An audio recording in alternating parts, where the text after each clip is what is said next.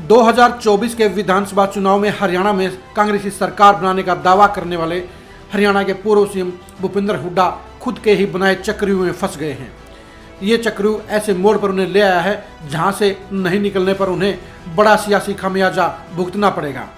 भूपेंद्र हुड्डा ने अपनी सत्ता के 9 साल के दौरान अपनी ही पार्टी के सारे बड़े नेताओं को हाशिए पर डालने का काम किया था। उनके इस रवैये के चलते आधा दर्जन हैवीवेट नेता कांग्रेस को छोड़ने को मजबूर हो गए थे। इन नेताओं की सूची में पूर्व केंद्रीय मंत्री वीरेंद्र सिंह राव, इंद्रजीत सिंह, अवतार सिंह भड़ाना, धर्मवीर सिंह, रमेश कौशिक जैसे बड़े चेहरे शामिल हैं।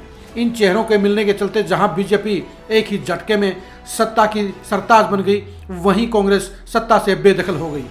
2024 के विधानसभा चुनाव से पहले भूपेंद्र हुड्डा को सबसे बड़ी अग्नि परीक्षा से गुजरना होगा और वो अग्नि परीक्षा है लोकसभा के चुनाव। इसमें हरियाणा की सभी 10 सीटों पर बीजेपी का कब्जा है और उनके वर्चस्व को तोड़ने के लिए भूपेंद्र हुड्डा को मजबूत प्रत्याशियों की तलाश है। लेकिन भूपेंद्र हुड्डा की अपनी ही करतूत के चलते उनके पास 8 लोकसभा क्षेत्रों में जीता हुआ प्रत्याशी ही नहीं है। अंबाला में पूर्व केंद्रीय मंत्री शैलजा अगर चुनाव लड़ती हैं तो कांग्रेस के पास मजबूत चेहरा होगा, लेकिन अगर वो चुनाव लड़ने से इनकार कर देती हैं तो उनके विकल्प के तौर पर कांग्रेस के पास कोई मजबूत प्रत्याशी नहीं है। कुरुक्षेत्र लोकसभा क्षेत्र में जब से नवीन जंदल ने पॉलिटिक्स छोड़ी है, उसके बाद से कांग्रेस के पास बड़े चेहरे का अकाल था। 2019 के चुनाव में पूर्व मंत्री निर्मल सिंह ने कांग्रेस की कमान संभाली और कांग्रेस की साख बचाने का काम किया, लेकिन अब निर्मल सिंह भी कांग्रेस छोड़कर आम आदमी पार्टी में शामिल हो चुके हैं।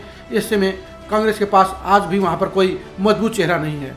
कांग्रेस वहां पर मजबूत चेहरे की तलाश कर रही है और वो ऐसा कॉम्बिनेशन तलाश रही है जो नवीन जंदल की भरपाई कर सके, लेकिन कांग्रेस के पास अभी ऐसा कोई चेहरा नहीं है। ऐसे उन्हें बाहर से किसी मजबूत नेता को लेकर आना पड़ेगा, तभी जाकर कांग्रेस कुरुक्षेत्र सीट पर फाइट में आ पाएगी। करनाल संसदीय सीट पर कांग्रेस को ऐतिहासिक हार का सामना करना पड़ा था। हुड्डा के खास विकास कुलदीप शर्मा ऐतिहासिक हार का शिकार हुए थे, शर्मनाक हार का शिकार हुए थे।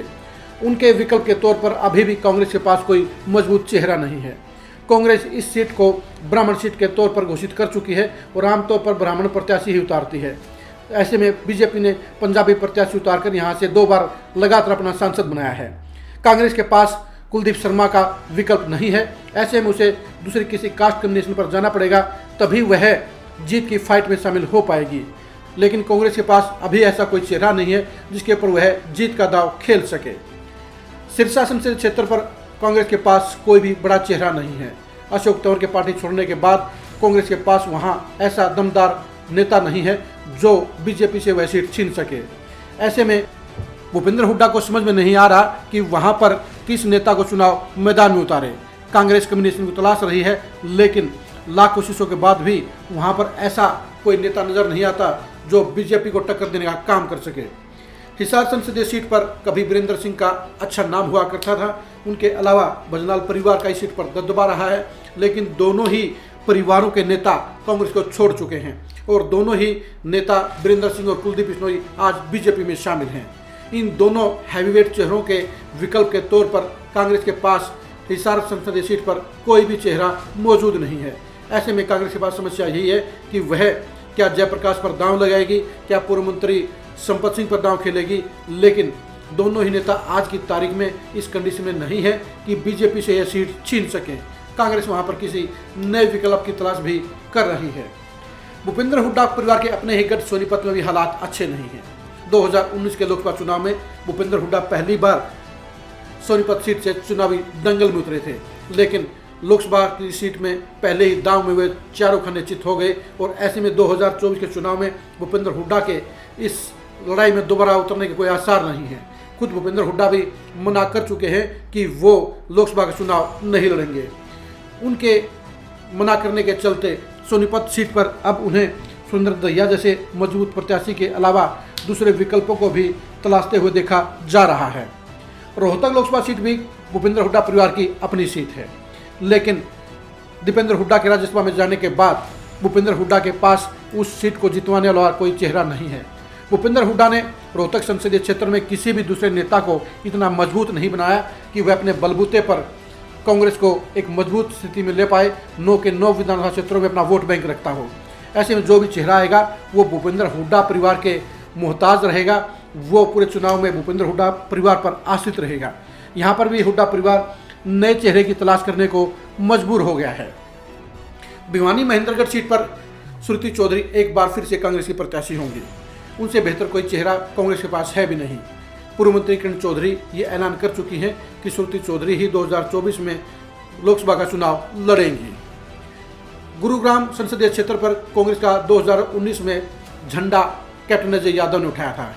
कैप्टन अजय यादव एक बार फिर से 2024 में चुनाव लड़ना चाहते हैं, लेकिन उनका दावा भेद कमजोर चल रहा है क्योंकि भूपेंद्र हुड्डा उन पर विश्वास नहीं कर रहे हैं।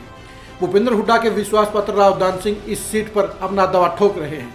अगर भूपेंद्र हुड्डा की चलेगी तो वहां पर राव दान सिंह को ही टिकट मिलेगी, लेकिन राव दान सिंह का गुरुग्राम संसदीय क्षेत्र पर कोई भी वर्किंग का इतिहास नहीं रहा है। वो भी बीजेपी के राव इंद्रजीत के सामने बेहद कमजोर प्रत्याशी साबित होंगे। 10वीं और अंतिम सीट पर इसमें बीजेपी के कृष्णपाल गुर्जर का दबदबा है।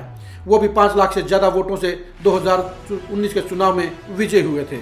2024 के चुनाव के लिए हुड्डा परिवार के पास कोई भी गुर्जर की टक्कर का प्रत्याशी नहीं है। सुनने में यह आ रहा है कि वहां पर हुड्डा परिवार अपने रिश्तेदार करण सिंह दलाल को चुनावी मैदान में उतार सकता है, लेकिन करण सिंह दलाल अपने ही विधानसभा क्षेत्र पलवल में लगभग 30,000 वोटों से चुनाव हार गए थे। ऐसे में उनको आगे करके फरीदाबाद संसदीय सीट पर जीत हासिल करना कांग्रेस के लिए नामुमकिन होगा। इस तरह से सभी 10 की 10 सीटों का आकलन बता रहा है कि कांग्रेस लोकसभा चुनाव को लेकर बेहद मुश्किल में है।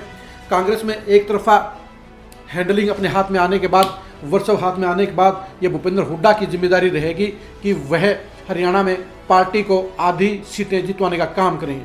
लेकिन आज के हालात बता रहे हैं भूपेंद्र हुड्डा के पास अपने बलबूते पर लोकसभा की 10 में से 9 सीटों पर प्रत्याशी ही नहीं है।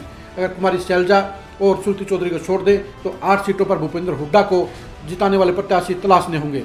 ये प्रत्याशी अभी कांग्रेस के पास नहीं है।